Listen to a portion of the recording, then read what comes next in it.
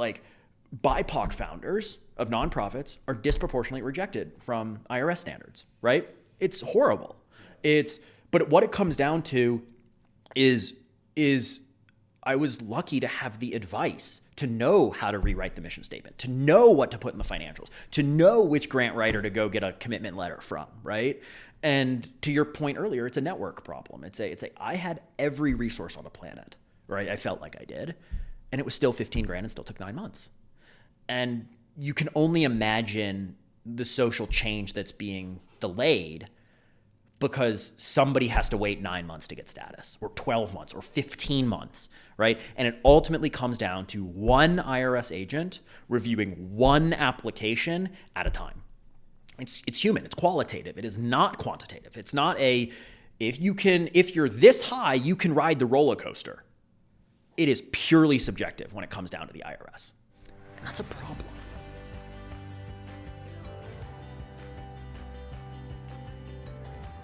Welcome to this episode of People Are the Answer. I truly believe that people are the only answer to the world's many problems. I'm Jeffrey M. Zucker, a serial entrepreneur, here to learn how innovators are creating outsized, transformational social impact and to shine a light on all the good happening in a world often hyper-focused on the negative. Today's episode features Braden Fineberg, a serial entrepreneur, engineer, and tech guru. Braden is the founder of Ribbon, a platform to help make it much easier to start nonprofits while also efficiently managing their complexities.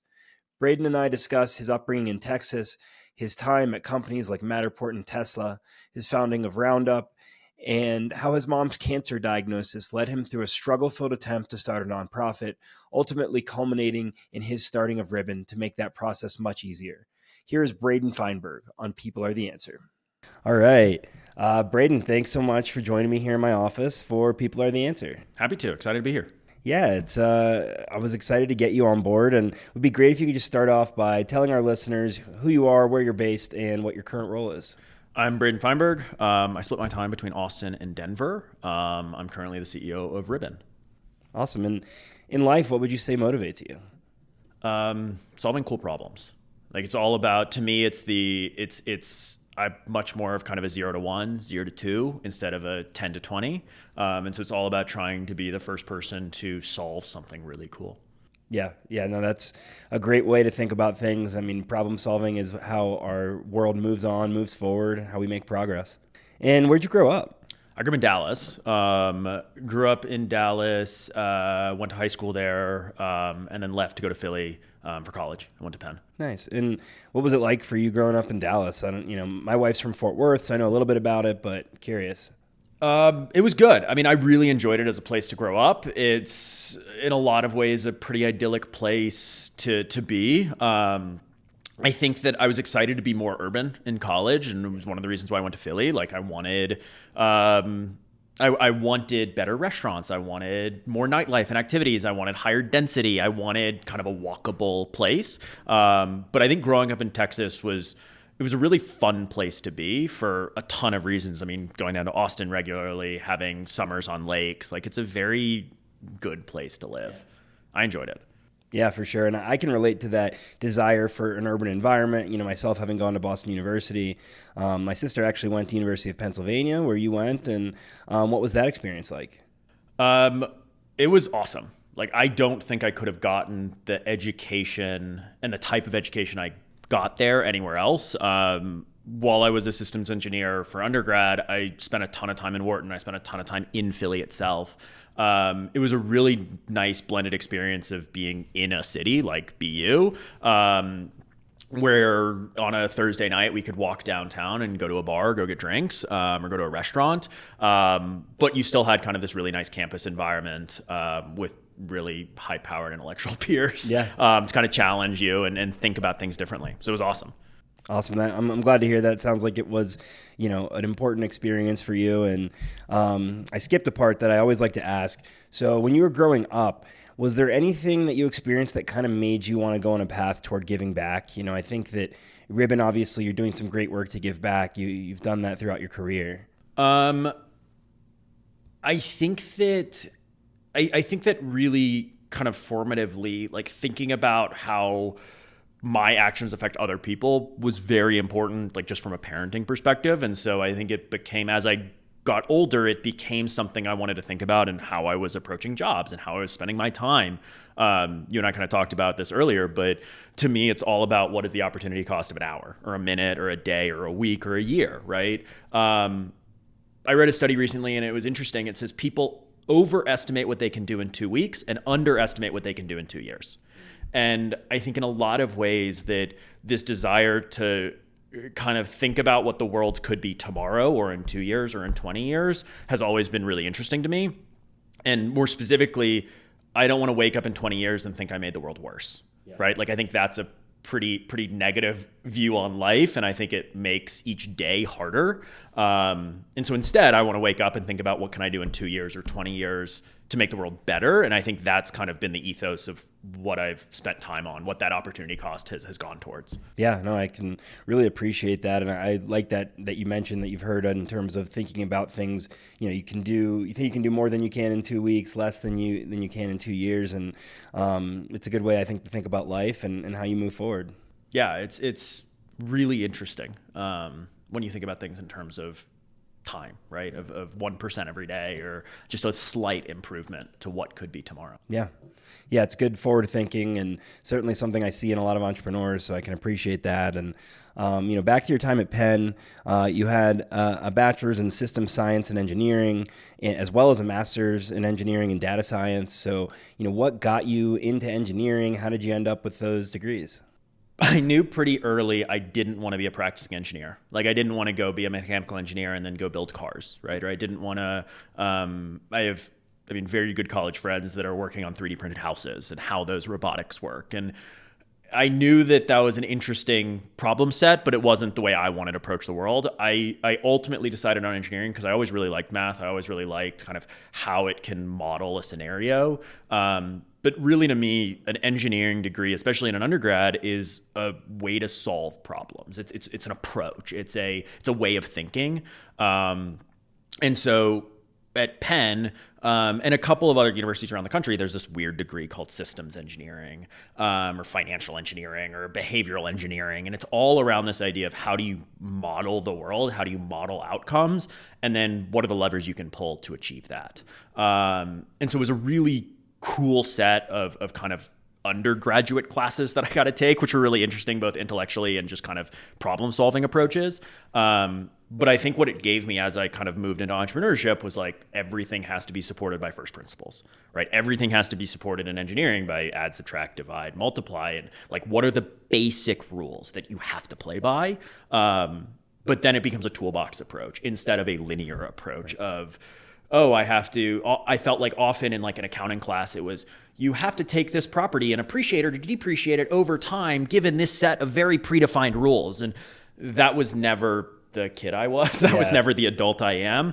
I always want to say, what's the goal we're trying to achieve? Yeah. And what's the fastest path from A to Z? Yeah. And what tools do I have in my toolbox to achieve that? And I thought engineering was like a really good mindset to approach a problem like that, especially really hard ones. Well, I certainly feel that. I don't like to follow the rules. So many times in my entrepreneurial journey, I've come across people that are like, well, that's the way it's always been done. I'm like, well, why do we have to do it that way? We don't. And finding new ways. And I think, engineering is a great path to that. Some of the entrepreneurs that I admire most are also engineers. My late father included, was a very detailed engineer, but also had that entrepreneurial mindset. And it sounds like you're in a similar position. And it seems like a great foundation for starting things. Exactly. Right. And, one thing that I wanted to mention, we talked a little bit about this earlier, is, I saw that you spent some time in the service industry and in retail, and I did those things as well. And, I think they can really provide a great foundation in terms of character, in terms of work ethic, especially for entrepreneurs and them, understanding all the little pieces of their business and all of the people that are applying work into it. So I'm just curious to hear, about your time in service and retail. Sure. So for my 18th birthday, my parents actually got me a bartending class. And at the end of it, I ended up with a bartending license. And so I was 18 years old. I guess I was going into my senior year of high school, maybe my junior year, and figured out that I could go be a bartender. And it was a really fun experience of, I worked for a catering company for a while. I worked for a couple of bars in Dallas. But at the end of the day, it was really cool in just learning how to talk to people. right? People who sit at bars, and I mean, I was 18, so I was at the bottom of every totem pole, which meant I got like the worst shifts on the planet.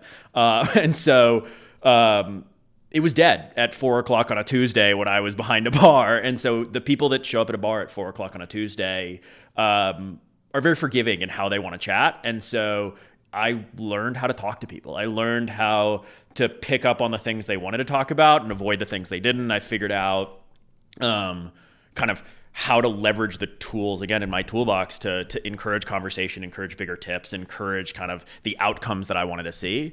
While I was doing that, my very first job before I did that, I actually worked for J. Crew Men's Shop as like a shop associate selling suits to guys, right? It was very enlightening. It was the first time where I thought of like items that I wanted to buy in terms of hours I had to work. So it became like I was getting paid, I have to imagine like $7.25 an hour, maybe $8 an hour. And so it became like, oh, I can go to Starbucks and buy a $5 latte down the mall, but it's going to be a half hour of work. And do I want to spend that time doing that? Right. So it became the first moment where I really kind of understood that I had to find leverage on my time, that I had to think about things in terms of opportunity cost instead of just the absolute dollars that I was making in that moment.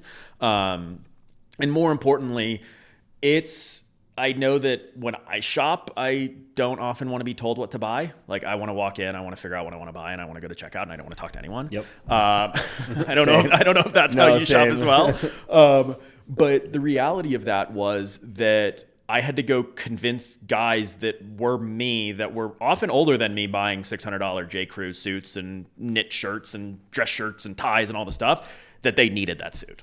They had to have that suit because my commission depended on it, right? And so it taught me a lot of not only how to talk to people, but how to sell to people that may not be inclined to listen, right? Like I don't know if you shop at Suit Supply or J. Crew or any of these, or Bonobos or any of these stores.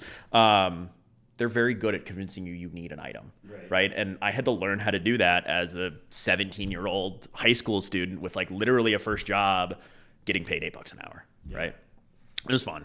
I enjoyed it. Yeah, definitely important experience and hard work and, a lot of things that you can learn. And I found it interesting. You said that your parents got you the gift of the bartending class. Was that sort of a nudge like, hey, go get another job? Or was that, what do you think inspired them to do that? I always really liked to cook. I'm not a baker. I cannot follow like the exact baking recipe for the life of me. But I always really like to cook and experiment with food and figure out kind of how to get flavor profiles. I was 18. In Texas, you can get a bartending license at 18, which I've always thought was very weird because you can't drink till you're 21. But I think it was their way of kind of saying, like, keep exploring that creative side, keep exploring that passion.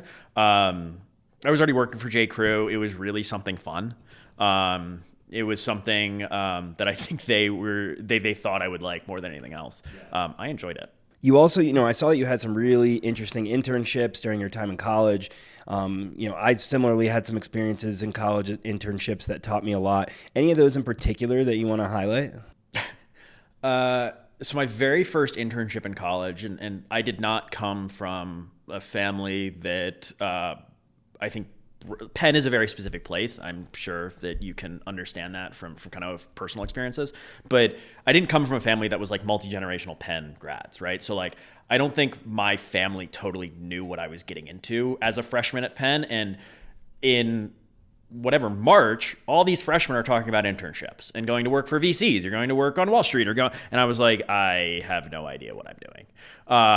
And so long story short, I found an internship in Dallas at this company called Valify. I had no idea what they did before I applied. Like, no clue. I'm almost certain it was like a blind LinkedIn, like InMail type application. Turns out they were a SaaS company for purchase services in hospitals, right? Very kind of interesting industry that I had no experience with whatsoever. I am sitting with the director of sales, small company, like 12 or 15 people when I was there, sitting with the director of sales, getting a demo on my very first day. And I had no idea the CEO was standing behind me. No clue. And halfway through the presentation, I look at the director of sales and say, you're leaving money on the table. Why are you pricing like this? I was 19. Like I had no experience to make that statement. And it was a really interesting debate that ultimately the CEO kind of made himself known. We talked through why they priced that way. They were a pure SaaS company, but their product was saving hospitals millions of dollars a year. And my argument was, go take a piece of what you're saving them. Like, go charge them a SaaS fee and then go charge them a piece of variable revenue to juice your margins because you're saving them money. Like, that seemed to be very standard to me. CEO was not into it. Like, absolutely not.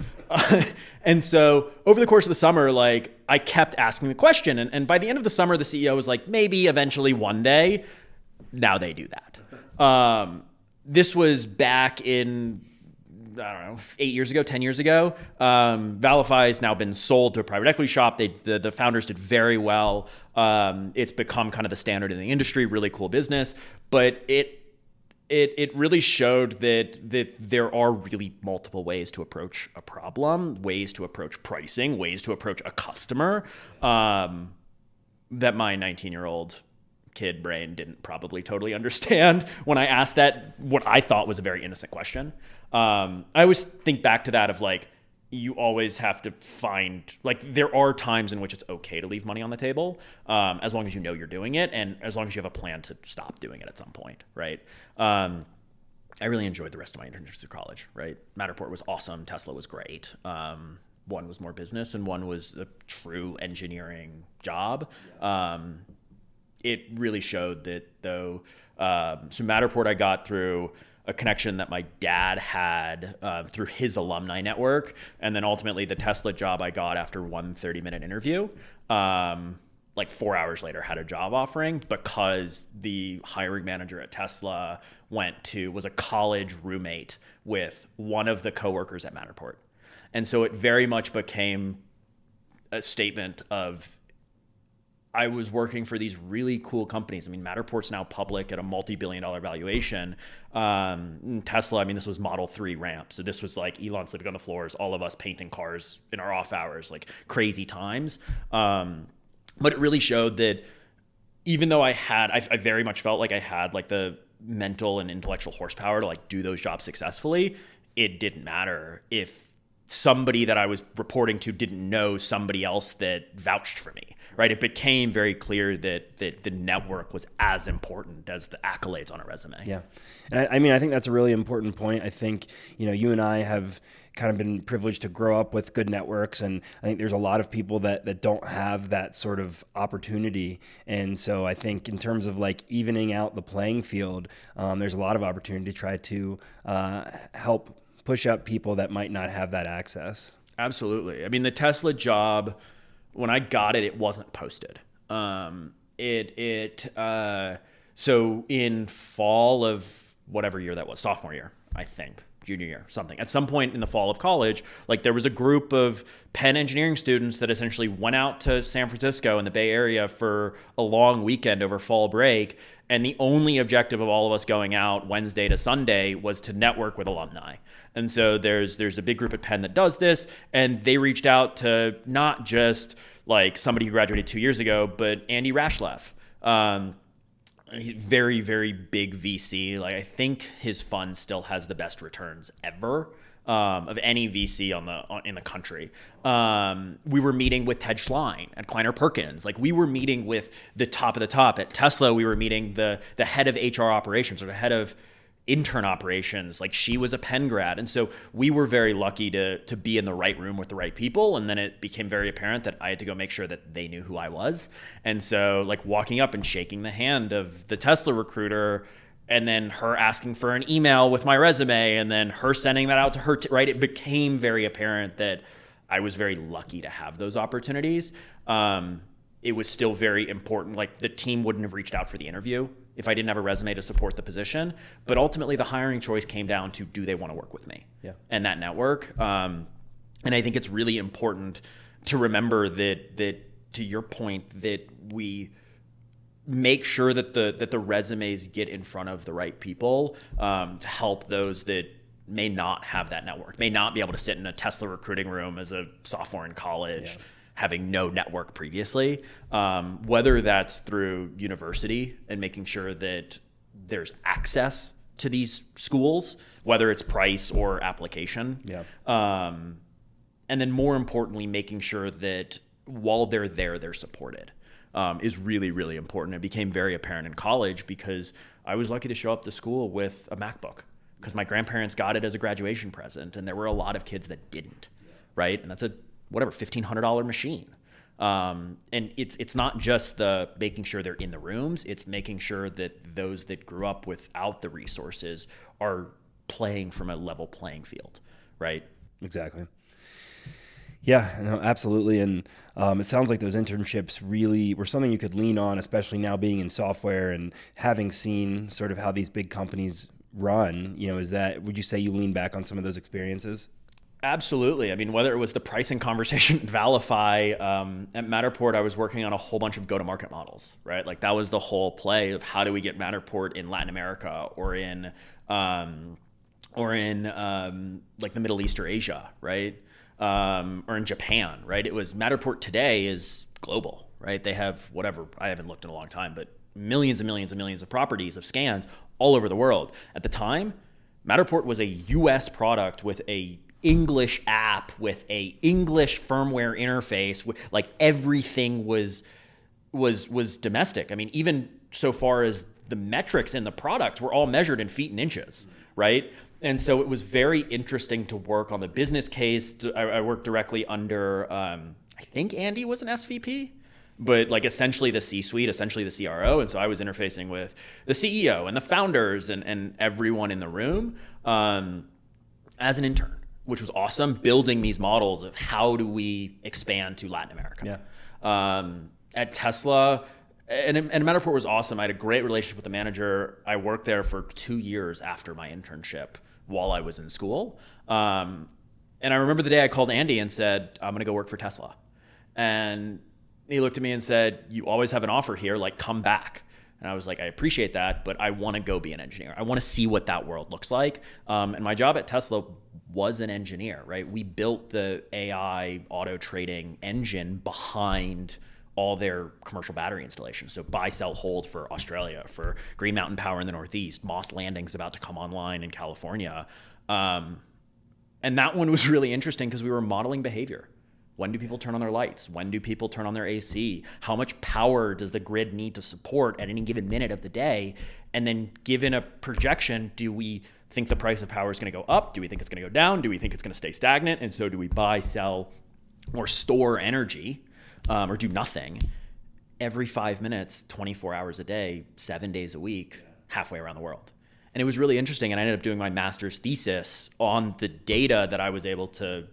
I went back to Tesla and essentially said, I want to try to build a new projection model. And that was my master's thesis for a data science degree. Awesome. Well, it seems like it gave you like a very global perspective, which is certainly important in building business. And the fact that you were able to take that into your master's thesis, allowed you to really dig deep in there. It was interesting, right? When I started at Tesla, I hadn't finished my undergrad. And on our team of 11, there was an engineering manager, 9 PhDs, and a master's of energy economics, and me. And like the very first day I realized like this is a lot of brain power. And it was really cool. And at the time we were one of the few truly profitable divisions inside of Tesla Energy, because it was a team of 11 trading energy, right? Which is a very different cost model than a team of 3,000 engineers building autopilot for cars, right? Like today Tesla's profit margins on any given like Model S sold are great. But at the time, Tesla was not profitable, right? We got there and I remember my team like pushing, like the stock price was dying because there was a series of battery fires. There was a series of an autopilot crash. Like the news was not good at Tesla. Model 3 ramp was going horribly. And so to see that this group of 11 people could really not only pay our own salaries, but be truly profitable was a really, really cool experience to see inside of this 30,000 person company. And I also think it's important to acknowledge that you had the awareness to kind of know who was in the room, know the brain power that was there, and learn from them and lean on them, I imagine. Yeah. I mean, I still keep in touch with a lot of the engineers there. I think 3 of them have left to start their own companies, mostly in energy space. I think a handful of them are still there, but it was this really cool mix of people that were, again, I mean, they were all engineers by training, but we were all working to solve a really hard problem, right? How do you make a grid more efficient? Is really, really difficult, but as an undergrad, right, that systems engineering degree is how do you model something and then how do you make it more efficient? How do you tighten kind of waste in an industry, in a model, in an energy grid, right? Well, we've talked about your penchant for giving back, and I saw that while you're in school, you were a member of Engineers Without Borders in the UPenn chapter. Can you tell me, how you ended up doing that and what that experience was like for you? It started as wanting a trip to Africa and like wanting to travel a little bit. It ended as kind of trying to figure out really, really what I like to think of as kind of like innovative solutions to hard problems, like hard people problems. Not only because of cost factors, but of shipping factors, of availability factors, of all the different pieces to go out and deploy a latrine system or a well system. It's not as simple as calling a concrete company and having them come out and pour concrete around a well, right? Like it was this really interesting problem set with a ton of really interesting constraints of how do we go support these humans halfway across the world to be able to live their best lives without all the modern amenities, right? Without all the, at Tesla, it was, the cars needed different body panels. Great. Let's go buy the machine. Let's go put it in. Right? Like it was a very tactical, you either throw bodies or money at the problem and it goes away. Engineers Without Borders doesn't allow for that type of thinking because there aren't the resources to be able to support that at that kind of global stage. Yeah. Well, it sounds like it was interesting learning experience. Again, continue to make sure that you had those over the years, it seems. And, I want to talk about your time with RoundUp and how that started. I was working for Tesla, actually. And it started as kind of a fun side project, right? It was like this idea of we saw an increase as a more general statement. I'm a big believer of kind of embedded technology.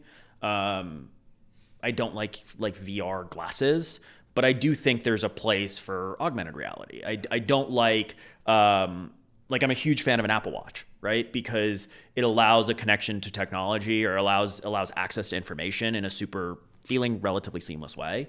And it seemed like giving as a general statement, like the best place to bump a sale is at point of purchase, right? Like it seemed like a very logical next step. Walgreens and CVS had done it for a little while. They had done it all internally. It was super expensive to build for them. They were doing it with their own foundations. And so we kind of realized that there was a play where we could build these rails that merchants and users could plug into to essentially round up at point of sale at merchants to drive donations for nonprofits, right? While I was running that, we scaled to, 12,000 nonprofits across the country, thousands and thousands of merchants, integrations with major e-commerce providers like BigCommerce, all to drive kind of, hey, let's bump 50 cents on an order, right?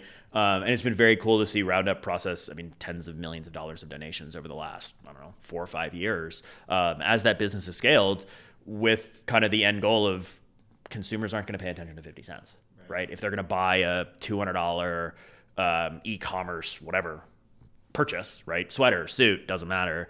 The 50 cents doesn't really move their needle, but in aggregate, across all of BigCommerce order volumes, like it drives millions of dollars of change to communities, right? Yeah, no, that's really cool. I love the idea of just the opportunity to skim a little bit of extra dough for these organizations. And, what was sort of your journey with that company and what, led you to leave and start Ribbon? So I was running RoundUp app. We had raised venture dollars to kind of continue to scale the business. It was really fun, right? We had a team, we were scaling, we had in-person office. Like it was all kind of the venture hype that everyone loves. While I was running that, my mom was diagnosed with stage 4 lung cancer. She's totally fine today, very luckily. but she has a very weird mutation of RET positive lung cancer, which affects like 3,000 to 5,000 people across the U.S. a year, right? It's a small subset of a very large problem. Lung cancer is the second leading cause of death among cancer patients in the country. And RET positive cancer is disproportionately represented in that population. I was running a nonprofit tech company. I had nonprofit accountants and lawyers and experts on staff. So it wasn't me like calling an attorney that I had to go find to go file nonprofit paperwork. It was literally me walking out of my office and asking the people in the room. 9 months later and $15,000, I was the proud recipient of a designation letter from the IRS for the Happy Lungs Project, right? And Happy Lungs Project has done awesome things, right? We started it in 2019, 2020, so a couple of years ago, 2021. And it's raised millions and millions and millions of dollars for RET positive lung cancer research. Because I'm a big believer of it's rare that it's rare that people do things that, well, can be altruistic that they wouldn't ordinarily do without money, right? Without some driver, right? And so we looked at this and said, okay, RET positive lung cancer affects this portion of the population. How big can that get? How do we go force research on it, right? And so we raised millions of dollars. We've given it to MD Anderson and created syndicates across a ton of other medical schools. It's been a really awesome experience. But 2 weeks after I got this designation letter, I was talking to one of our advisors and my SVP of operations and just bitched for 2 hours over a bottle of wine that was the dumbest process I've ever been through. Like, it was so painstaking to fill out a 64-page IRS application with the names and emails and last four social of all the board members, of mission and vision and a 5-year budget projection. I mean, it was like this immense amount of data and work that you're paying some attorney to look over your shoulder and go, can you edit my mission statement, please? Right? Because it's kind of like a one shot and there's a whole bunch of problems. And then you submit it to the IRS and it's literally a black hole. Yeah. There is nothing you can do to get any information from the IRS on where your nonprofit status is. There's a mailbox that you can mail a letter to that may get routed to the right person who's reviewing your application that may get back to you. When I looked a couple of weeks ago, the IRS is currently, it's the end of September, 2023. The IRS is currently reviewing nonprofit applications submitted before December 7th, 2022, today. That is the window today. It's really sad to think of how much impact that's stifling. Yeah, I mean, social movements happen overnight, right? Like when we think of what's happened in the last 6 weeks, right? We've had fires in Hawaii. We've had earthquakes in Morocco. We've had, I'm certain there have been dozens more school shootings, right? Like there have been major cataclysmic societal events that probably deserve some nonprofit donations, right? Because if the idea of a nonprofit is that as a society, we are the shareholders, right? There's no, you start a nonprofit, you don't own that business. You're giving up ownership in order to give it back to the taxpayers. Because when I give you a donation, I'm not paying taxes on my $100 or $1,000. And so when we think of nonprofits as just you're trading ownership, equity in a business for social good, like we have to be able to respond to social need. Like it becomes a de facto requirement. We had all the tricks in the book, right? We talked about this. I grew up very lucky. We tried sending grant letters. We tried doing all it. 9 months, 15 grand. And I wanted to bash my head against a wall. Yeah. It was the dumbest process on the planet. And that's clearly unsustainable for you, for many people out there to try to do that. And there's ways to do it cheaper, right? Like LegalZoom has a great solution. Like there are other companies that help with the filing process of the IRS. It still costs $600 to file as an IRS filing fee. It still costs whatever like all these platforms cost. Like call it between $500 and $3,000 on the cheap end, 20 grand plus on the high end. But the fewer levers you have to pull, the fewer grants you're able to say have to hit this year, the less the IRS prioritize your application, right? So the flip side of this is like BIPOC founders of nonprofits are disproportionately rejected from IRS standards, right? It's horrible. But what it comes down to is I was lucky to have the advice to know how to rewrite the mission statement, to know what to put in the financials, to know which grant writer to go get a commitment letter from, right? And to your point earlier, it's a network problem. I had every resource on the planet, right? I felt like I did, and it was still 15 grand and still took 9 months. And you can only imagine the social change that's being delayed because somebody has to wait 9 months to get status, or 12 months, or 15 months, right? And it ultimately comes down to one IRS agent reviewing one application at a time. It's human, it's qualitative, it is not quantitative. It's not if you're this high, you can ride the roller coaster. It is purely subjective when it comes down to the IRS. And that's a problem, right? And so over this bottle of wine, I was complaining to this multi-decade nonprofit advisor. She has a law degree from Texas, from UT, like very intelligent woman. And she looked at me and went, "Have you ever looked at the fiscal sponsorship?" And I went, "No. What is that, Tara?" And that's your job. Like I didn't know something. Like, you're the advisor. And it was a little tongue in cheek. Like, she and I have a great relationship. She's still an advisor to the business.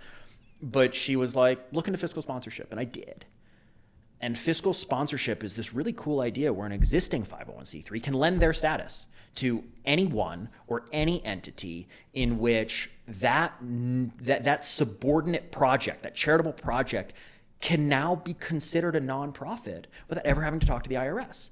And so essentially what's happening is the fiscal sponsor, the existing 501c3, takes on the compliance, takes on the reporting, takes on the regulatory requirements of making sure that the Jeff Foundation does charitable work. Yeah. To me, that's enough. To me, that is more than enough for us to be able to say that I promise you are doing good because somebody else is looking over your shoulder, right? It's again, the societal trust. It's been around, fiscal sponsorship, this idea has been around for 80 years. I mean, literally since the birth of the IRS code. It was originally requested to be created, this concept, by the Department of Housing and Urban Development in the 1950s in order to deploy capital in a post-war America, because they were going, the nonprofit, the 501c3 tax code, the section 170 is where it is. But this idea wasn't formalized until after World War II. Before then, right, people just gave to charity because they gave to charity and didn't expect anything in return. But we come back, we're in a hyper rebuilding phase, right? This is when the interstate system is built. This is when you have thousands of soldiers coming home. And HUD went, "Oh my God, we can't house people." And then they went, "Oh my God, we don't want to deal with housing people." And so they then turned around and said, "Oh, we have all these newly minted nonprofits. What if we gave a nonprofit focused on housing in Atlanta $5 million, and then they got to see the implementation of that by regranting it to smaller organizations that didn't have status," right? So this was created at the request of a federal government, right? Fast forward 80 years, it's ungodly expensive. Fiscal sponsorship is 8 to 20% of donation revenue, most of the time. So if you wanted to create the Jeff Foundation and you went to find a fiscal sponsor, they'd go, "Great. We want 8%, we want 10%, we want 15%. And it's often of gross assets. So if you get donated a house, they get 10% of the appreciation of the piece of real estate that you own or that you got gifted, right? You got donated. And so nobody's doing it, right? I wouldn't pay 10% of a new business venture to somebody else to be my bank. Like, that's nasty, right? There's a better way, right? So that it really was from personal experience that drove this creation of this concept. Yeah, I mean, I really appreciate it. I think in our society, there's so many things that are run poorly, whether it's, government entities like the IRS and beyond. And, you can lament about the system and want to revamp the entire system, but in practicality, it's very difficult. So you kind of have to play within the rules that have already been set up. And that's, I see Ribbon has leveraged this existing setup in a really cool way. So I love, concepts that are started from a problem and solving them. And that's where Ribbon came from. And so, yeah, tell me more about, how you turned that experience into what Ribbon became. So Ribbon's kind of the first software product we think on the planet that offers a tailored solution for fiscal sponsors. So when we look at that, so roll back to that kind of advisory conversation with Tara, fiscal sponsorship, great idea, like super cool concept. Like, why didn't you tell me about this before I started Happy Lungs? Like, I would have done this in a heartbeat, right? Realize the cost. I would have never done it for 15%. Like, you're an entrepreneur, like you would start a business and give 15% to an essentially of equity or a profit share to an unnamed partner that you just got into bed with. Like, that seems crazy. So we started to look into why the cost structure existed, right? Like, why is something so expensive?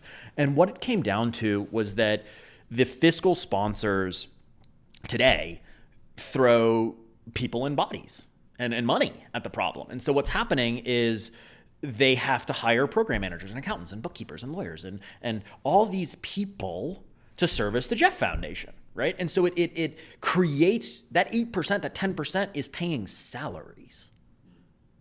That seems like a problem software can fix, right? Yeah. It's rule-based. We're keeping track of dollars and cents.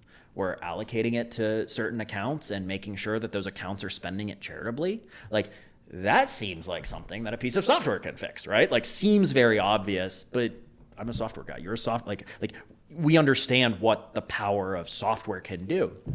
So today, most fiscal sponsors have 6 to 7 projects, programs, fiscally sponsored entities, right? The Jeff Foundation, per full-time employee to offer this service. With Ribbon, that number becomes 1 to 200. Wow. Right? 1 to 250. And so it fundamentally changes where our clients, our sponsors are spending their time, which means that on Ribbon, fiscal sponsorship becomes 2 to 5%. 5% being the extreme case when there's international money movement or federal grants or things like that with the only way to solve the problem is to throw bodies at it. But for the run-of-the-mill Jeff Foundation, with Ribbon, you can apply for sponsorship, apply for essentially baby C3 status, right? Get placed with a sponsor, get wire addresses, Visa cards, accounts payable systems, bank accounts, all the things you need to be successful as a nonprofit operator in 24 hours. Yeah. And really so, and do it for 3.5%, right? And so we believe that by fundamentally lowering the barrier to entry, we're not only helping out the IRS, leveraging a tool that they've already given us, right? But more importantly, we're helping to kind of allow the people closest to the problem to solve it quickly. Yeah, right. You're lowering the barriers to entry to the people, sort of at the grassroots of these issues. Yeah, and so like in response to Hawaii, the fires we all woke up to it on a Thursday morning. Like it was happening over the course of Wednesday. None of us in the mainland had any idea until really Thursday. We had a nonprofit spun up on Friday to respond to it. That organization raised $250,000, about $150,000 from individual contributors, and $100,000 from corporate matches. That wouldn't have happened without C3 status, right? Overnight, literally by end of day Friday, Cole had the Honolulu Foundation or the Honolulu project to respond to the fires in Lanai because he lost a house, he lost a business, he lost everything. But in that moment, Cole said, I don't want to raise money for myself, right? I don't want to post a GoFundMe and raise $100,000 and get a rebuy a house. Like, I want to serve my community. And literally overnight, there is no shot that Cole would have status. There is no shot that Cole could even think about that, right? And that's not to say or not to diminish at all the community foundations that are stood up. Like the Honolulu Community Foundation has done an amazing job raising tens of millions of dollars in response to the fire. That's awesome.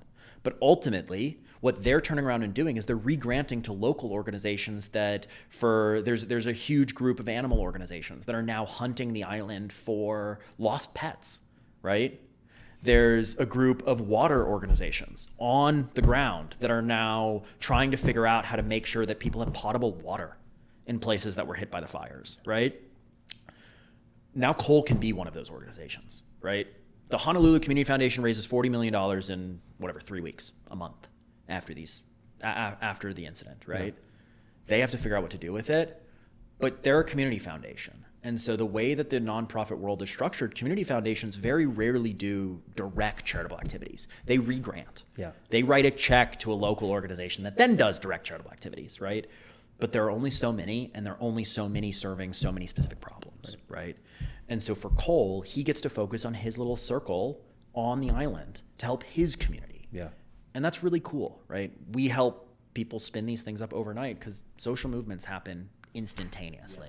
They don't take 9 to 15 months in the making, right? It's not like I wanted to start something and 15 months later I was like, okay, today's the day, right?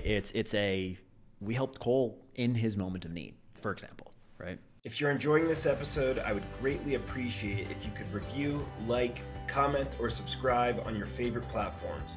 Your engaged support goes a long way in helping the show grow and getting our impactful guests heard. Now back to the show. Yeah, and I think it's interesting to think about, the existing organizations that can help, but then you have someone that can be uniquely helpful in his own community, and you're sort of giving him the opportunity to really be effective. Absolutely. It's it helps coordinate the response in a lot of ways because, like I said, there's, a dozen animal-focused nonprofits in the area where the fires hit, right? They're all focused on returning pets, or they're all focused on taking care of pets that were displaced, or they're all focused, right? That's what they're wanting to do.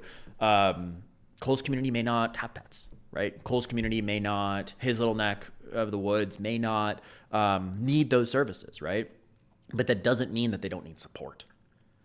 And this levels the playing field, right? That this allows a founder to, instead of saying, I want to affect change in my community in 9 to 15 months, it says, I want to affect change tomorrow, right? Our very first client is a woman named Mary in Austin, and she has been running a neighborhood pantry since COVID hit. Literally a refrigerator sitting on her front yard, right? That she fills with food that she either gets donated or bakes herself in a commercial kitchen and is left out for people that need it, right? And over the last 4 years, Mary's turned her side project, right, into an organization that's going to do $50,000 to $100,000 in cash this year, and $100,000 in donations of in-kind donations in food and in product, right? Mary would never go get C3 status.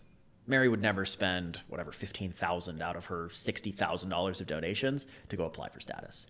Mary would never want to go through that process. Mary wants to focus on mission and fundraising. And fiscal sponsorship and ribbon allows Mary to do that and scale as big as she wants in a way that I think is really unique, right? It allows those wanting to affect change in their communities the IRS code is very specific in that nonprofits have to be, quote unquote, for the public good.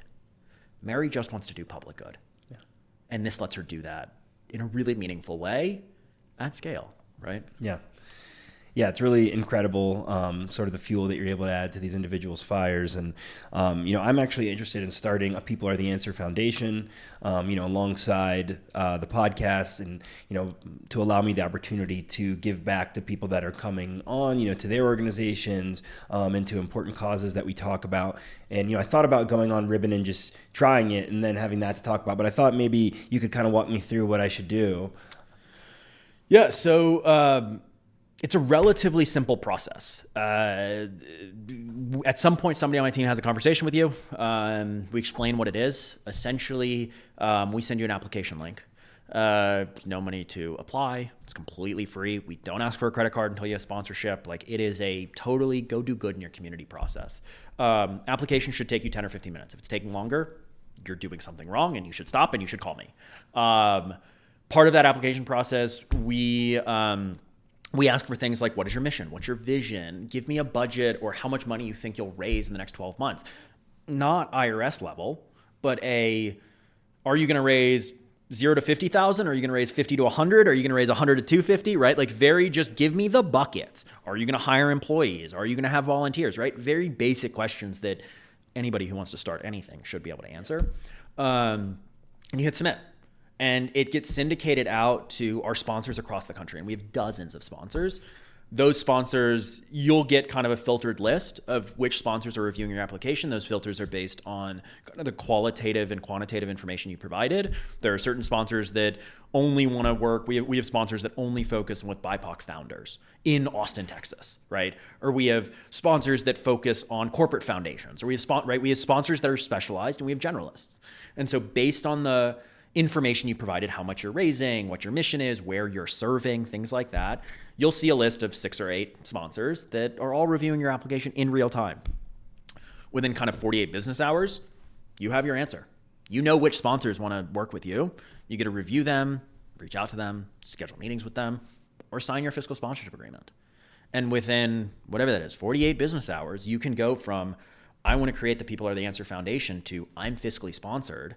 And we give you everything from Visa commercial credit cards to an accounts payable system. We've got insurance brokers and payroll systems that integrate with us to allow you to hire people within the foundation. We have wire addresses for grantors, donation forms, right? All the things that let you focus on mission and fundraising and not have to focus on other things, right?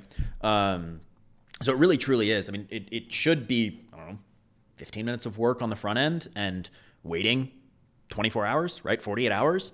The fastest placement we've ever had is 11 minutes. Wow. So when I say it could really be you apply today, you're sponsored today, that is totally a reality that we do see happen. Yeah.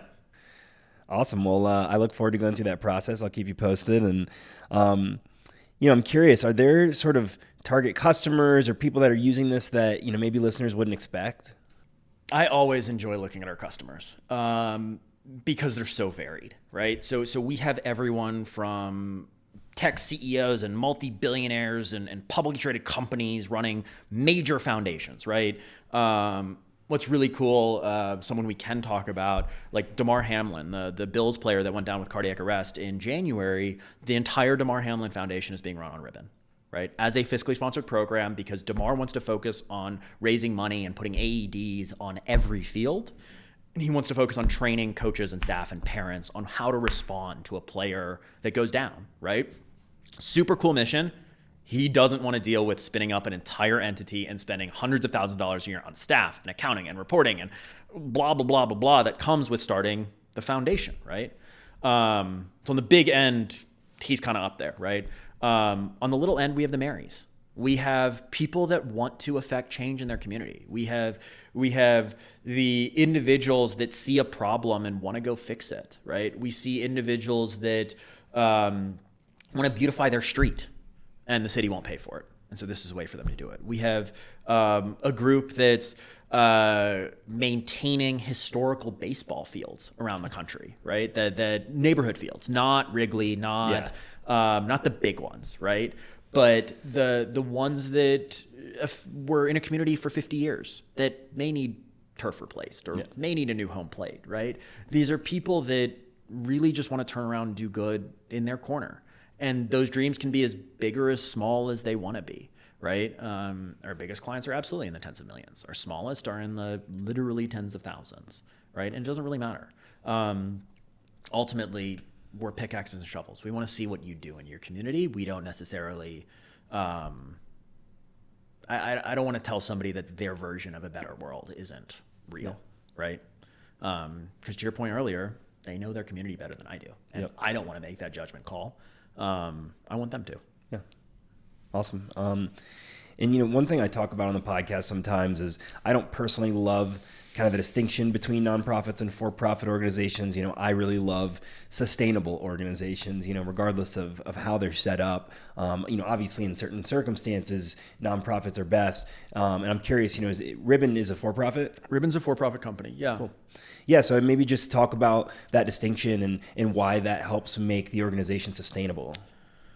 Yeah. So we're changing an industry, right? Like that's fundamentally what we kind of wake up and want to do every day. We want to wake up in a world in which the number of charitable works, charitable initiatives has increased exponentially as time goes on, but maybe not the number of nonprofits, right? Number of 501c3s, because we see a world in which there's not just these financial efficiencies. You save the 15 grand, you save the time, but also what does the world look like if every Arbor Club is sponsored by the Sierra Club Foundation? Like, what is the buying power that the Sierra Club now has with all the major tree producers? Could they lower the cost? Could they improve operations? Could they serve one more community? But there's a world in which we create not only the financial and the kind of underlying regulatory efficiencies, but we see a world in which there's true operational efficiencies that are created as a result of working together instead of 12 animal organizations all trying to go after the same set of donors in the same community, right? That's not to say that we don't need 12 animal nonprofits, but it says that maybe one should focus on little dogs and one should focus on big dogs and one should focus on dogs with one leg and one should focus on, right? Like it becomes how do we break up a market, right? We opted, because we see this kind of structural shift that needs to happen over the next, 5, 8, 10 years, it's going to cost a lot of money to do that, right? This is not we want to do this and everyone's going to buy it, right? It's going to cost $50 to $100 million to fundamentally convince this whatever $500 billion cash industry, this 3-point-something trillion annual GDP industry, that there's a better way. And that transition and those costs are really hard to do in nonprofit land. Yep. Just tactically, right? We chose to be a for-profit for a couple of reasons. The biggest being that in order for me to raise $100 million to return what we think to end up being about $40 billion a year to nonprofits, and these are big numbers and they're hard to wrap our heads around, we needed the best talent with the best access to capital, with the best resources in order to make this shift. And so the result is I wanted to give equity to my employees, all right? I wanted to access venture firms and impact firms and family offices that believe this. So when we went out to start Ribbon, we ended up raising just under $3 million from a couple of VC firms, but more importantly, we raised money from Giving Pledge members. And so a huge chunk of my business is pledged to the Giving Pledge. That's not to say that I can't be a for-profit company, but that says that I want partners that believe in a better future and are willing to, in some cases, forego profits to achieve that. Yeah. But that doesn't mean that my employee that's making whatever, $80,000 a year or $100,000 a year doesn't deserve to see some upside in the outcome that they helped achieve, right? I mean, I love the way that you explain that. I think it really clears up the picture, and excited to see how you guys grow. And speaking of that, I'm curious, one, what you see for the future of Ribbon, and two, how long are you there for it? You talked about being sort of 0 to 10, not 10 to 20. So when I was working for Matterport, they had two offices. There was an office in Sunnyvale. I was living in the Mission in San Francisco. I was commuting, an hour and 20 minutes, like most San Franciscans do, down into the valley every day on Caltrain to go to this office, right? The office in Sunnyvale was sick, right? Like standard tech office, great break room, like awesome snacks, good vibes. There was a small office in San Francisco. And on Fridays, my boss said I could work from San Francisco. It was huge. I didn't have to spend 4 hours commuting a day or whatever the dumb number was. I'm there in like my button down and my nice J. Crew pants and all the things. And I walk into this office at 7:45 or 8 in the morning, thinking I'm going to be the first one there. I'm going to be the intern. Like I gotta show up, right? And I walk into the office and there's one guy in the back corner. And I walk up and I think I'd make a bagel or whatever. And I walk up with a mouthful and carrying a plate. And I put the plate on this guy's desk and I say, "Hi, I'm Braden." And I get talking with this guy and we chat for a few minutes and halfway through this conversation, I go, "So what keeps you busy? Like what are you doing here?" Right? And he goes, "I founded the company." Turns out this guy was a CTO of Matterport from zero to their, $200 million raise or whatever dumb number they put up before stepping down and giving the reins over to a proper scalable, like IPO-able CEO. And it really gave perspective that this guy was at a desk in a big open bullpen working away at 7:45 in the morning on a Friday at a company that's worth, at the time, I assume it had to have been worth hundreds of millions that VCs were dumping money into. It gave perspective, right? To this day, that guy's still there, I believe. And he had no direct reports, and he ran R&D. He was a scientist. He was an engineer. He wanted to figure out how to map photos into 3D rooms in virtual reality. And that was really cool, right? It was really cool to see that even if I'm not CEO of a publicly traded IPO-able business, that doesn't mean that I'll leave tomorrow, right? Ribbon in the future becomes a financial operating system for nonprofits. right? We talk about this market. Nonprofits represent the second largest sector of employment in the country. They represent the second largest GDP producer sector in the entire country, but both behind the federal government. So like when we talk about scale, nonprofits are there, right? They are the cream of the crop. We're talking about an industry that does $550 billion a year in cash transactions and cash donations, not even total revenue. In literally, I feel like I like your mission, here's $100. They do $500 billion, right?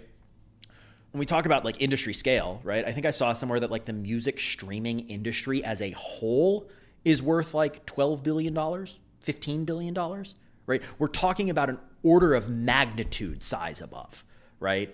So to me, we're focused on, in all honesty, this kind of esoteric subset of a very large market. But this esoteric subset of fiscal sponsorship forces us to be super regulatory compliant. It forces us to be super legally compliant. It forces us to be super specific about how people are using our software and what they're doing it, what they're using it for, right? Which lends itself really well to be able to say, well, if our customers can use this as fiscally sponsored programs, if you can use this for People Are the Answer Foundation, why can't a true People Are the Answer Foundation, one that you got your own C3, use our system? And our customers are already pushing us in that direction, right? Because we've automated so much of the back office complexity of running a nonprofit from a finance and accounting perspective, there's no reason this doesn't continue to scale in that way. And I mean, just taking all of those burdens off of these organizations, something that you said is such a huge part of our financial society. To think of all those headaches you could remove is just pretty incredible, and is going to increase the impact that these organizations are having. Absolutely. I think you asked something or made a comment earlier around you care about the answer, you care about the impact, you don't really care about for-profit or nonprofit. Yeah. I think about that a lot because I think as a society, we're too focused on structure, on, oh, they have a C3 status, so I'm going to send them money, or, oh, they don't, so why would I give Safeway money if they don't have C3 status, right? I'm an engineer. I'm first principles, right? So the way we often talk about it internally is, what's the fastest way to solve the problem? And I'm going to use food deserts as an example. It's a huge problem. It's super complex. It's really difficult, right? Like, I'm going to oversimplify this because we have to. Food deserts have gotten worse over the last 30 years. Flat statement, right? Meaning there are fewer high quality food sources in lower income communities than ever before, right? Safeway is a publicly traded multi-billion-dollar company. Kroger's is a publicly traded multi-billion-dollar company. Whole Foods just got bought by Amazon. Amazon's a multi-billion-dollar publicly traded company, right? We have figured out how to solve food deserts for the vast majority of society. So why can't nonprofits and for-profits work together and continue to solve the problem, right? Like, food banks are a great solution for some of the problems, right? One of the clients for RoundUp app was the Houston Food Bank. They're amazing. They do hundreds of thousands of pounds of food on an annual basis, right? They have this awesome program, Backpack Buddies. They deliver food on Fridays to I think it's probably tens of thousands of public school children across the city of Houston on a Friday afternoon to make sure that child has healthy meals on Friday night, Saturday morning, Saturday lunch, Saturday night, Sunday, every day. Wow. They are not at school. And they run this program in summer. They run it 365 days a year, wow. Right? That is a great point solution to a centralized problem inside of a community where you have access to public school children that sign up for the program, right? Like, think about all those caveats we just walked in. Yeah. What would it look like instead, right? For the USDA, a federal organization, right? Or pick your favorite big food-based nonprofit to buy land in a low-income community and lease it at a below-market rate to Safeway or to Kroger or to Whole Foods or to Trader Joe's. Pick your favorite supermarket, right? What that does because somebody in Safeway's office is in charge of finding new locations. And they have to figure out what's the cost of capital of this location, how much is going to cost me to build out, how much can I sell it for, like how much, what's my revenue per foot, right? They've got all these metrics that force the grocers to move out of these low-income communities because they can't make the economics work. Why can't we? There's $1.7 trillion sitting in foundations, literally sitting in bank accounts. Like, what could we do if that money was shifted and said, we don't care that Safeway makes a profit or Safeway makes a little bit of money, but we as a society demand that food deserts should be solved in the next decade, in the next 5 years. How do we use this ginormous sector of our economy to drive the outcome, not drive the structure? Does that make sense? Yeah. No, it absolutely does. And I hope that we are on the path to get there. I'd like to think so. Yeah. It's going to cause I think that my statement of I'm okay if Safeway makes profits on a low-income community as long as they're there, I don't think is a popular statement. Yeah, I mean, sure, but I tend to agree with you. You know, it's if we can get them there, and you know, people might complain, oh, they're getting a favorable lease or whatever. I mean, the reality is that right now it's not really feasible for small mom and pop grocers to exist. Yeah, it's a distribution problem, right? It's a scale problem. It's a Safeway or Kroger, or pick your favorite big grocer, like knows how to move produce. It's really expensive, right? And in most cities across the country, like bodegas in New York don't exist in the middle of Cincinnati or don't exist in the middle of Dallas, right? Because there isn't a high enough density to support those really small grocers that have apples and some eggs and some milk and like have the standards, right?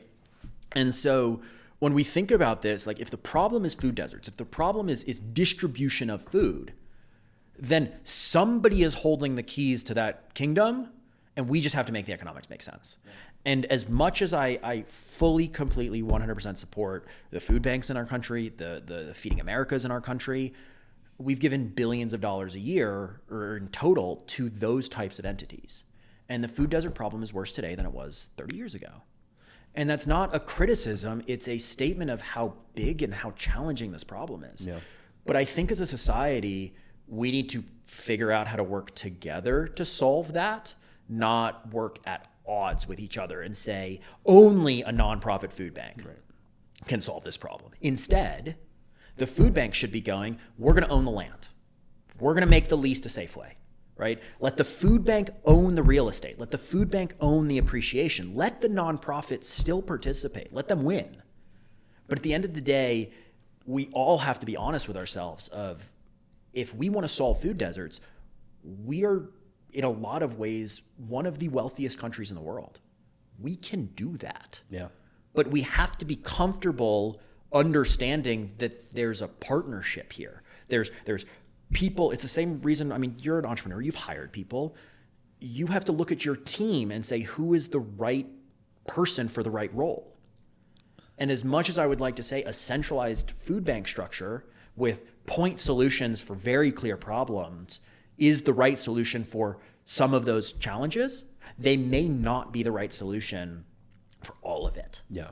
And instead, we need to say, okay, how do we leverage this ginormous sector of the economy, this ginormous cash base, this ginormous balance sheet, for lack of a better term, to solve food deserts? And in reality, we can do it next year. It doesn't have to be a decade, but it just has to be work that people have to be willing to do. It's the same problem with renewable energy, right? It's the same problem with gun violence in schools. It's the same problem with early childhood education. It's the same, I mean, pick any major challenge in our society, and I can almost 100% guarantee you that there are a suite of nonprofits focused on the problem, and there are a suite of for-profits that probably have the solutions. But to your point, people are more focused on structure than they are outcome.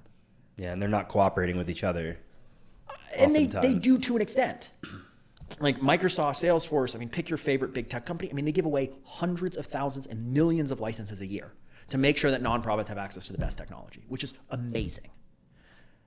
And so it's not that there's not cooperation, but the cooperation has always been company looking to donate products or services to nonprofits, right?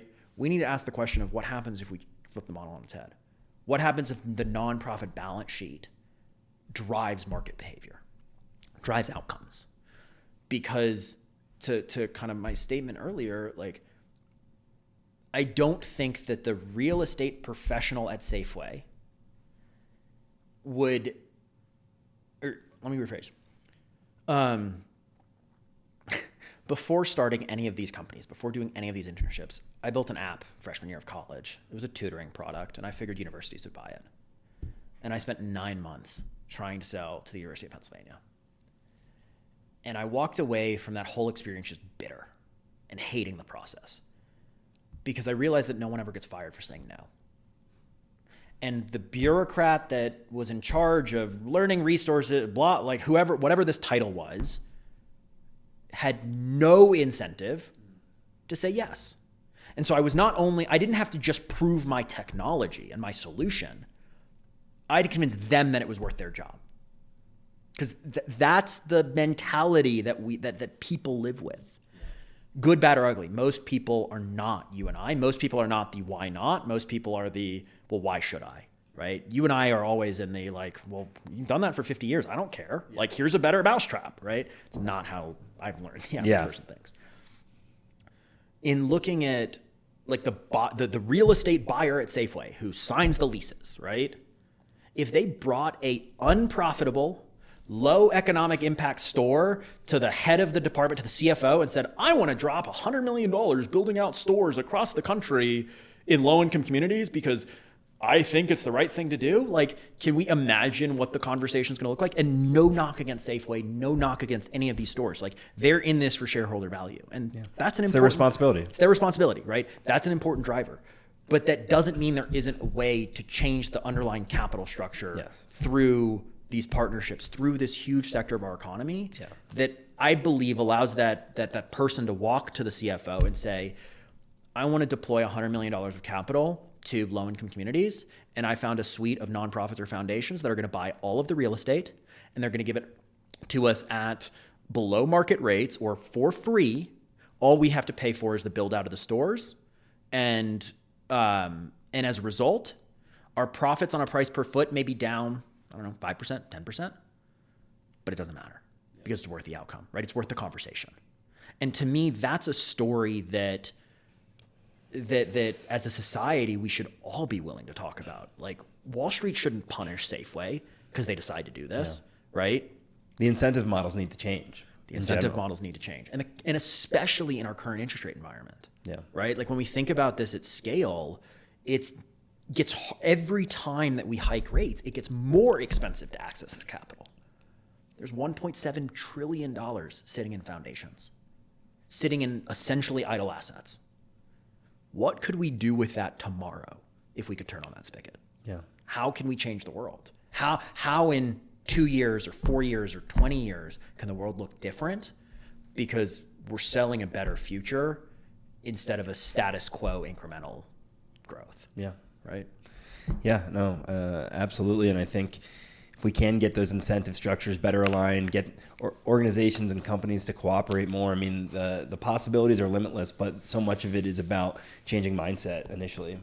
That's why it's really expensive to do this, right? That's why we are a for-profit company, because it's going to, like, I would struggle to raise $50 million of non-profit dollars, right? Of foundation dollars to keep the company going.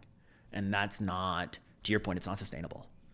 Yeah, I mean, having worked with a variety of nonprofits, I mean, fundraising is one of the hardest things that you do, yet it's the lifeblood of it. And so if you can create a model that, is sustainable in some capacity, it just goes such a long way in letting you focus on the work.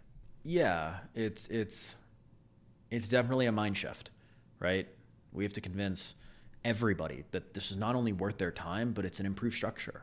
Our team is presenting on Friday to 150 pre-IPO companies in partnership with a whole bunch of the big banks in New York, all around this idea of entrepreneurs don't start businesses to make the world worse.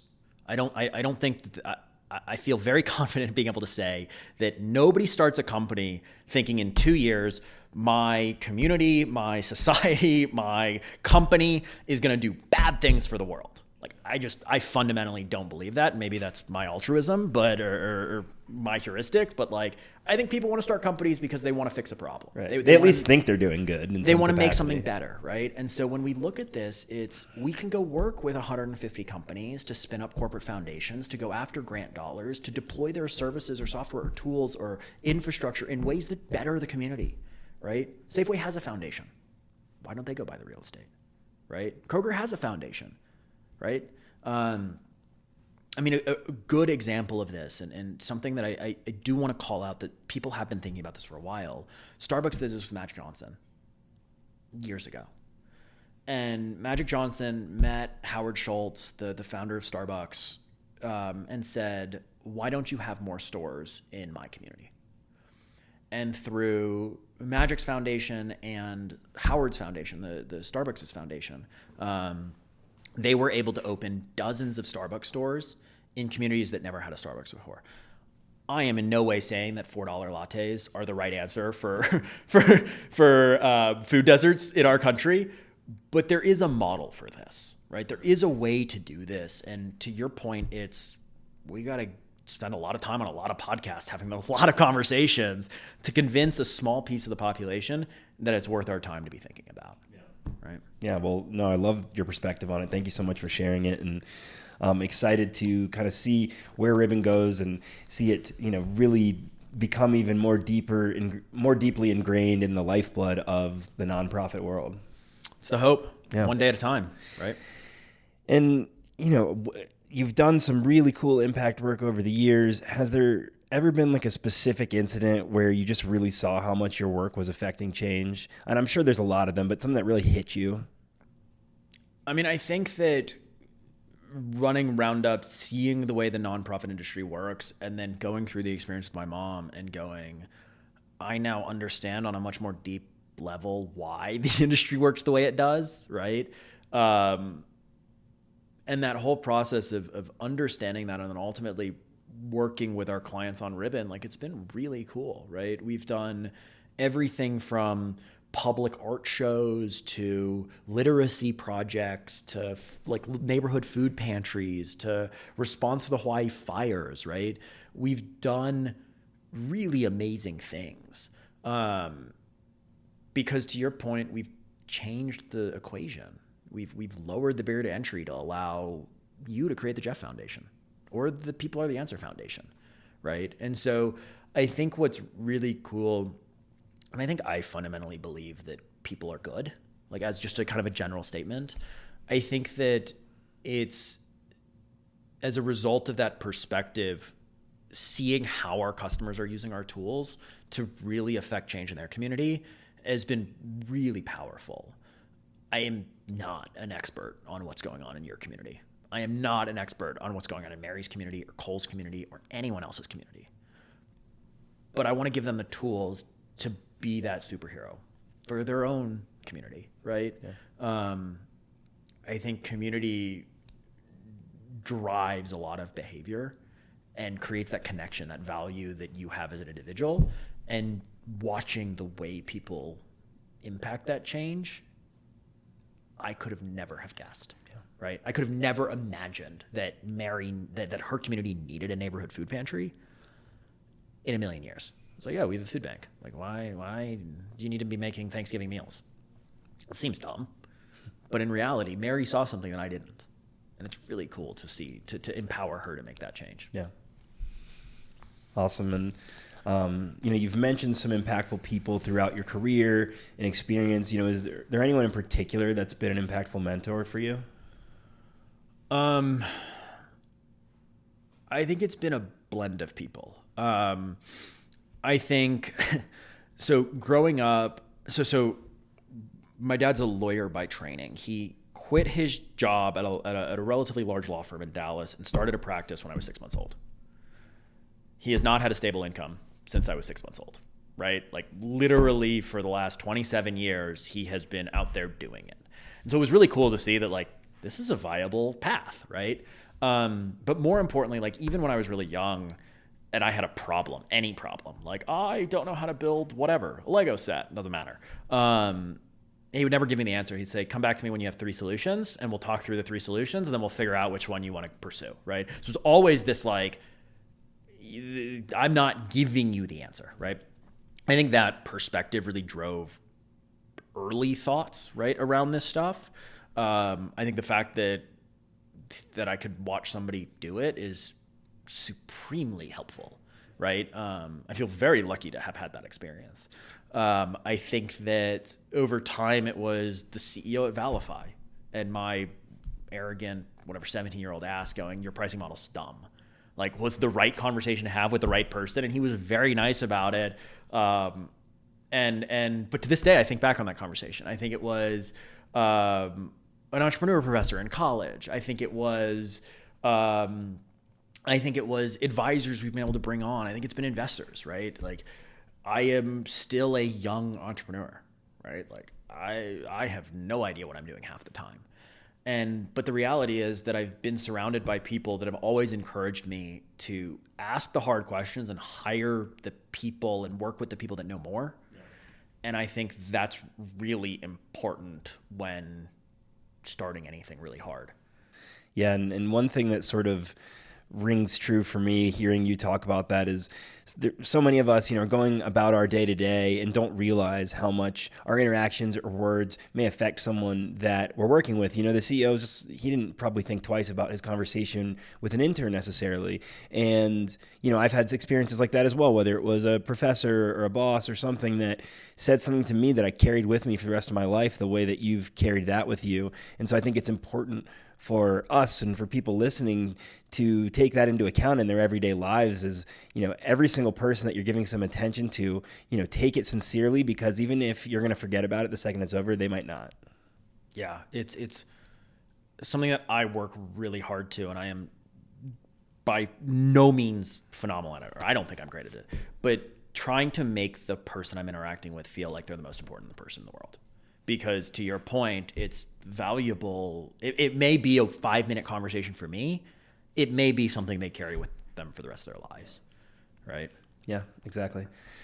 Well, we've come to the part of the podcast where if you'd like, you can ask me a question. You talk to a lot of people about why humans are the answer. What's, in kind of a macro sense, what's your view on humanity? Do you believe we're better? Do you believe we're on a rock hurtling through space at 300,000 miles an hour and it just doesn't matter? Like, what's your kind of view on like us as a population, as a species? I think we all need to come together more. My perspective is we're all part of the human race on this planet together, trying to just get through it. And so I think that the more we can come together, the more successful we'll be at improving what we have here. And, I don't know that it matters if any of it matters, or if, we're the only ones out there or not. Any of that, I think just making the best positive experience that we can for people on Earth is very important. And, there's so many people out there that struggle to survive every day and just to make it through life. And because these people are in those situations, we're leaving so much incredible potential on the table. And even, in our country where we have so many resources, we're not taking care of everyone. So for me, I think humanity needs to come together, make sure everyone at least has a sustainable life. And that's going to lead us to the best things that we can imagine, where we can really unlock the true potential of everyone. And I think that's when we'll see the most out of the human race. And I like to believe that that's possible, that we can eventually end some of this divisiveness that is so rampant in our society, because there's people like you that are working hard to push us in the right direction. And so I think that humanity as a whole, like you said, I think people are good, and they mean well and they want to help, but I think you've really got to give them the path and the keys to the car, in the way that you are doing with Ribbon and nonprofits. You need to make it as easy as possible for people to create positive impact. I think that it's probably too easy for people to create divisiveness in our society, because of things like social media. How do we better pave that path for them to be able to create positive impact? And so I think that there are a lot of good people working on that, trying to push us in the right direction, trying to make it so people don't have to worry about survival every day. There's a lot of work to go, but the more people that sort of get on board the train of we're all humans trying to make it together, let's work together, the better off we're going to be. Makes a lot of sense. I had a college professor that said, you've got to meet people, like we're all just on a journey. We've got to meet people along their journey, and sometimes their journeys last forever, and sometimes they crossed in a moment. Yeah, exactly. And it's what can we do in that moment? I think you said it well. Yeah, thank you. And aside from family, that's the usual answer. If everything were to end tomorrow, whatever that means for you, what are you either most grateful for or most proud of? I think I'll answer this in two parts. I think I'm probably most grateful for the kind of support that I've been very lucky to have throughout my whole life, right? Like whether it was growing up in Dallas and getting that bartending class or being pushed to go get a job and not being handed an allowance, like I think it's very fundamentally shaped who I am today. I think it's been the mentors in college. I think it's been the advisors as I've launched companies. I think it's been the internship opportunities that I got. Like I am forever grateful to whoever had the pen in that moment that took a chance on me, right? Like I got to Penn. I wasn't a recruited athlete. I wasn't a legacy. I was a kid from Dallas, right? Some admissions counselor took a chance, right? And I'm forever grateful to each one of those people that gave me the opportunity to allow me to get to where I am today, right? I think I'm most proud of spending my time on problems that I fundamentally believe will make the world a better place tomorrow. Yeah. Right. Given all those opportunities, I'm lucky, right? I am lucky that as an intern, I was able to turn down a job at Facebook because I didn't want to make people click on more ads. Yeah. Like I feel lucky to be able to say no. Yeah. Right. I mean, to have that perspective at that age too is something to commend. I was working at Tesla, and all the interns recruit all the other interns to all the other places because we all get signing bonuses when they sign, right? So it's purely a perverse incentive. But like I was going through this interview process, and I remember walking out of like an interview right before they were going to invite me to an onsite. I ended up thinking, sitting on our porch in Mission and going, yeah, I don't want to sell ads. I don't want to sell eyeballs. That didn't feel good, right? I'm proud of the fact that regardless of what I think could have been the monetary gain, I've been able to say, I believe in a better world. I have hope for a better future, and I want to be a part of that solution. Not in any way to minimize what media buyers or marketers do, but in a world in which work for companies or build companies that hopefully do good in our society. Yeah. And, on that path of doing good and making the world better, I have this last question I ask everybody. If you could snap your fingers and change one thing in the world, what would it be? And how do you think that change would reverberate? I am a CEO of a venture-backed business. I have equity in a venture-backed business. I am building a company to be big because that's what I have decided has to happen in order to change this market, right? So take everything I'm about to say with a huge grain of salt, knowing that that's my perspective. I think a lot about how society got to where we are today. If you roll back the clock, the idea of an LLC, the idea of a limited liability company where the owner of a business is not liable for the stuff that the business does, was a mistake. It happened, 200 years ago. The British created it during the East India Trading Company. Like that was the first liability company that I think it was the Queen or the King had to create. Like it was fundamentally created, 250 years ago, right? To protect the owners in London from the activities and the atrocities that they committed around the world.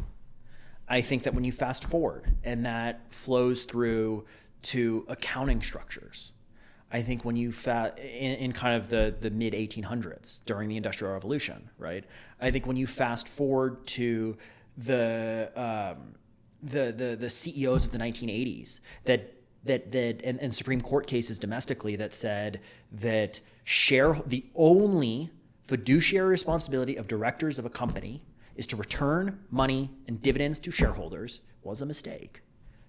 I am part of the system, right? Fundamentally, without question, I am part of the system. So I fully understand what I'm saying.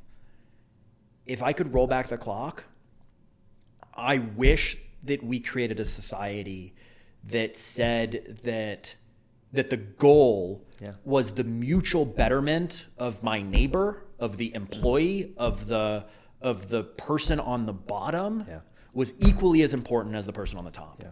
It goes back to when we were talking about sort of the perverse incentive structures in our society. I mean, yes, if we had the right incentive structures from the beginning, what a better place we could be.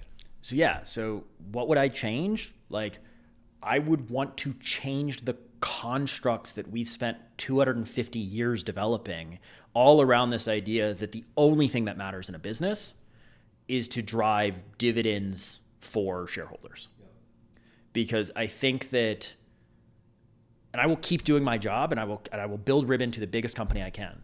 But I think that has created a society, not only domestically but globally, that has, to your point,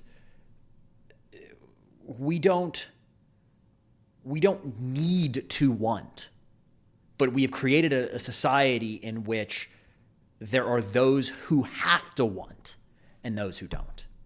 And I think on average, on the median, on kind of middle of the road, pull 1 out of the 8 billion people on the planet, they're probably less happy than they could have been. They're less resourced than they could have been. They're less educated than they could have been. They're less almost everything than they could have been if we had decided a different outcome. It's not a good or bad thing, but it's a society we live in, and I'm going to go build Ribbon into the biggest business I can because I fundamentally believe that if I can return $40 billion a year to nonprofits, maybe I can make the world a little bit better. Maybe I can make our communities a little bit better. And that's what I have to hold on to, right? Yeah, no, I love that perspective, and I think that there's a lot of ways to start getting that message across more and try to better align incentives. And, I think that we are on that path. And, I'm so thankful for your time here with us and, sharing your really interesting perspectives. And, I'm curious, how can people support you and your impact? I mean, start sending us people, right? If you know anybody that wants to start a nonprofit, send them to getribbon.org. Feel free to email me. I'm Braden at getribbon.org is my email. We want to support people making change in their communities, right? We want to support companies wanting to make change in their communities. I want to support the listeners. I want to support your community on making the change they want to make. So reach out to us. We're happy to work with you. Just like for People Are the Answer Foundation, I'm confident we can spin you guys up in days and let you make that change. Yeah, very much looking forward to it and looking forward to sending more people your way. I mean, I love that you've made it a lot easier to create true impact and within the structure that we need and in our current society. And, thanks so much for your work and excited to see where things go. Thank you. It's great being here, Jeff. Thanks for listening to this episode of People Are the Answer. If you enjoyed the episode, share it with friends, and reviews or subscriptions on your favorite platforms go a long way to help the show grow. I want to share these incredible people and their remarkable work with as many others as possible. Thanks for your support. For more, go to peoplearetheanswer.com.